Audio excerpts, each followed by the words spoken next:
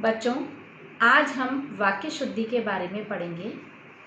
भाषा संरचना में वाक्य का विशेष महत्व है। वाक्य वक्ता या लेखक के भावों को प्रकट करते हैं, इसलिए यह आवश्यक है कि वाक्य लेखन पूर्णतः शुद्ध होना चाहिए। प्रायः लोग बोलने या लिखने के कारण शब्दों का असंतुलित प्रयोग कर वाक्य को संपूर्ण क्रम को बिगाड़ देते हैं। शुद्ध वाक्य रचना में 4 बातों पर विशेष ध्यान दिया जाता है। पहला है, वाक्य में प्रयुक्त शब्द सार्थक हो। दूसरा, उसमें व्याकरणिक दृष्टि से पूर्णता हो। तीसरा, वाक्य वक्ता के हृदयस्थ भावों को व्यक्त करने में सक्षम हो। चौथा, वह अन्वय एवं पदक्रम की दृष्टि से महत्वपूर्ण हो। यहाँ अन्वय व पदक्रम को समझना आवश्यक है। शब्दों के लिंग, वचन, कारक आदि के पारस्परिक संबंध को अन्वय तथा अर्थ की दृष्टि से किए जाने वाले शब्द प्रयोग को वाक्य रचना में पदक्रम कहते हैं।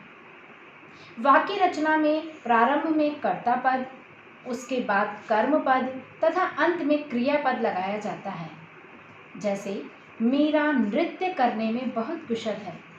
यदि इस वाक्य को इस प्रकार लिखा जाता, नृत्य करने में बहुत कुशल है मीरा, तो यह पदक्रम दोष के कारण अशुद्ध वाक्य कहलाता। कुछ अशुद्ध वाक्य को शुद्ध करके बताया जा रहा है। जैसे अशुद्ध वाक्य और ये शुद्ध वाक्य। कोई साथी बुला लो, ये वाक्य अशुद्ध है। शुद्ध है, किसी साथी को बुला लो, यहाँ को शब्द जुड़ेगा।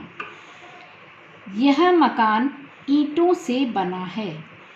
शुद्ध होगा, यह मकान ईंटों का बना है, का शब्द। यहाँ शुद्ध गाय का दूध बिकता है।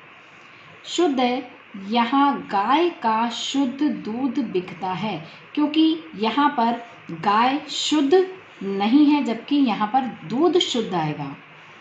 मेरे पास केवल मात्र 4 पुस्तकें हैं।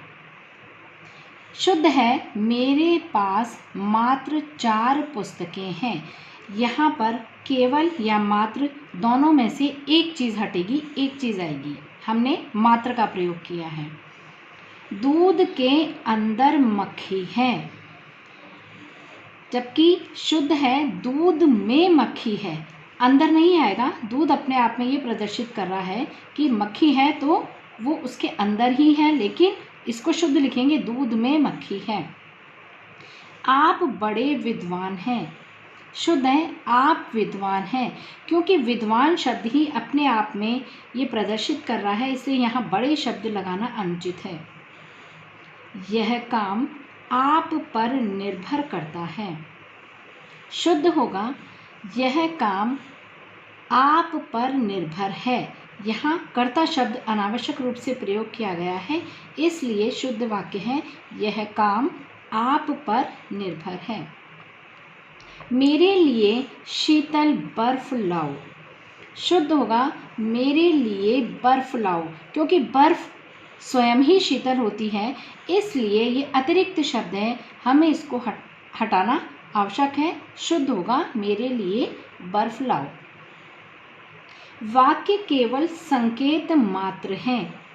शुद्ध है, वाक्य केवल संकेत हैं। वही चीज़ है जो यहाँ पर हमने बताई थी, केवल और मात्र में से एक आएगा, वही चीज़ यहाँ पर केवल और मात्र शब्द है, इसलिए एक शब्द का प्रयोग होगा। शायद आज वर्षा अवश्य होगी। शुद्ध है, शायद आज वर्षा होगी।